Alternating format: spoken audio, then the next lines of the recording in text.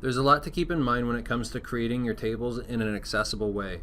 In this video, I want to show you some of the basic concepts of accessible tables, and in future courses we'll highlight specific ways of making those accessible using some of the different programs that you might use.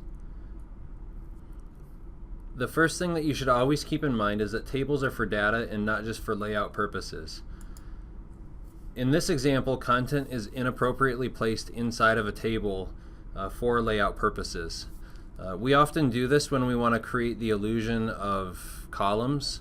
So we might take content, paste it, or type it inside of a table, and then what we would do is remove the borders, giving the appearance of columns when in fact all of that content is inside of a table. This type of content should be left outside of tables whenever you're creating documents or other content. Appropriate content to place inside of tables is tabular data.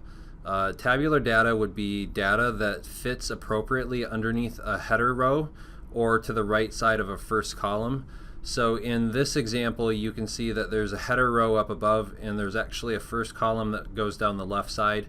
And all of the data, all of the content that's inside of the table is appropriately nested underneath the header row in the first column. You should also avoid having the data inside cells split across pages. In this example, we can see that there's a table at the bottom of the page, and when we look a little bit closer, you can see that there's a cell that splits across the two pages, making it challenging for screen readers to track, and also making it a little more difficult for people who are just looking at the table to track the data. A more appropriate way to handle this is to still allow the table to split across pages. If it's not possible to keep all of the table onto one page, that's okay. Ideally it would be on one page, but you can still have a table split across two pages, but it is best practice to push that data across to another page, and now all of the content from the cells stays together. If the program that you're using allows for it, you want to ensure that the header row repeats across pages. So in this example, you can see the header row that's at the top of the table is repeated at the top of the same table once it splits onto the next page.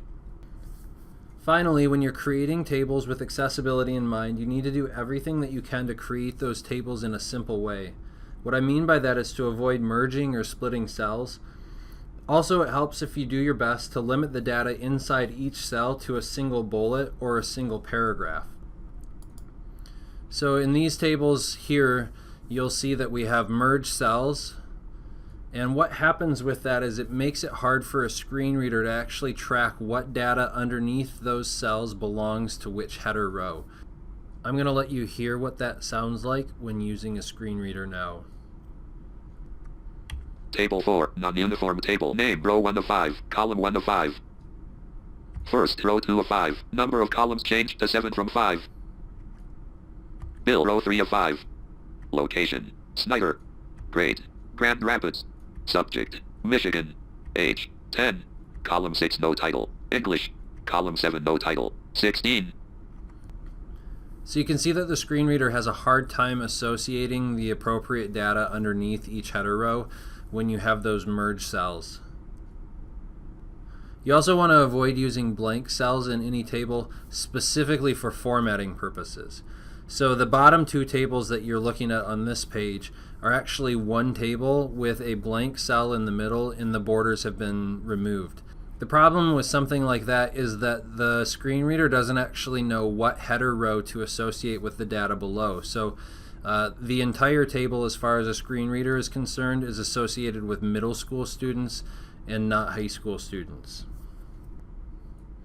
I'm going to jump down to the next page where you can see tables that have been laid out properly and hear how they sound when the screen reader goes through them.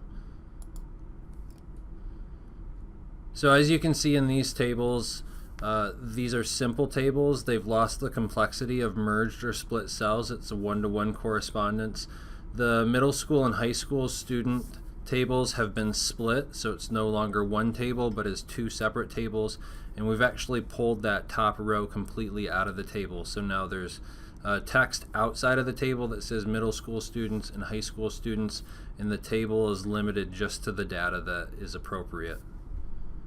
Here's what it sounds like when you go through those. Table 6, uniform table. First name, row 1 of 4, column 1 of 7. Last name, column 2 of 7. City, column 3 of 7. Bill, Grand Rapids. State, Michigan. Grade, 10. John, 5. Subject, math. Age, 11. So as you can hear, the screen reader is able to read all of the header rows and the first column information appropriately, and then associate that with the data that belongs with it